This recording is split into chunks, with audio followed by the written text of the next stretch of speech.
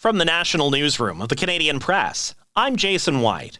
Canada's premiers are calling on the federal government to extend the deadline for claiming charitable donations on tax returns. In a letter to Prime Minister Justin Trudeau, the premiers are echoing calls from charities to help account for a decline in mail-in donations due to the month-long Canada Post strike that temporarily brought letter mail to a standstill. The premiers want Ottawa to extend the deadline from the end of the year to the end of February of 2025, which would allow donors to send their checks later than usual, but still get credited for the 2024 tax year.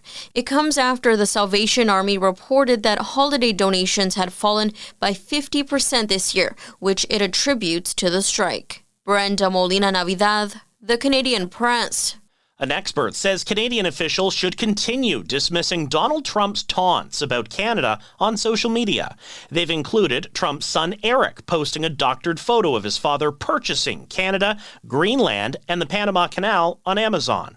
Carleton University professor Aaron Ettinger says federal officials are rightly focused on the damaging tariffs Trump has proposed. What is more significant to Canada is access to the United States market. That is the existential threat here, not annexation, none of that nonsense, because we know it's not going to happen, and we know they're just teasing and making fun, which is all well and good for them, but what really matters is the coming trade war. Greenland's head of government suggests Trump's latest calls for U.S. control of the island would be as meaningless as similar ones he made in his first term. A Canadian activist accuses Hong Kong of meddling after police there issued a warrant for his arrest. Victor Ho and fellow Canadian Joe Tay are among 6 overseas activists targeted. Hong Kong police announced rewards of about $180,000 Canadian for information leading to their arrests. A forecaster expects ripe avalanche conditions to persist across much of British Columbia for the rest of this week. Tyson Reddy with Avalanche Canada says the conditions are mainly because of a series of storms over the past few days. Some Canadians dreaming of a white Christmas are getting their wish. Quebec has seen heavy snowfall today, while parts of the Maritimes have been under snowfall warnings. Areas in Ontario are still covered in snow from yesterday.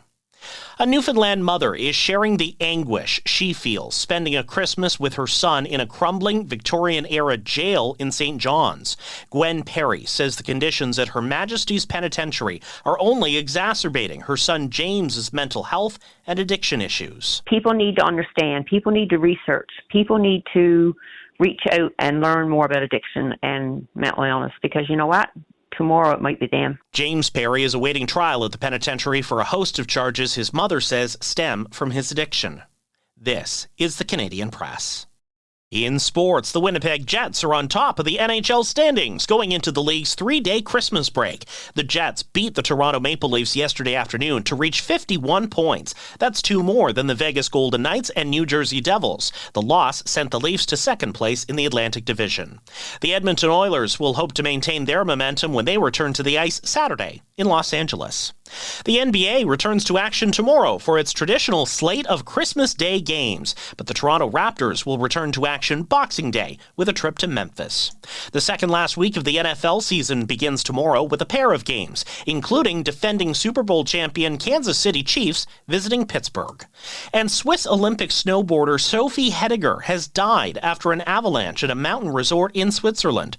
The 26-year-old competed at the 2022 Beijing Winter Olympics in the women's snowboard cross and the mixed team version of the same event. From the Canadian Press, I'm Jason White. Thanks for listening. Don't forget to follow and subscribe. For more of today's top stories, visit thecanadianpressnews.ca.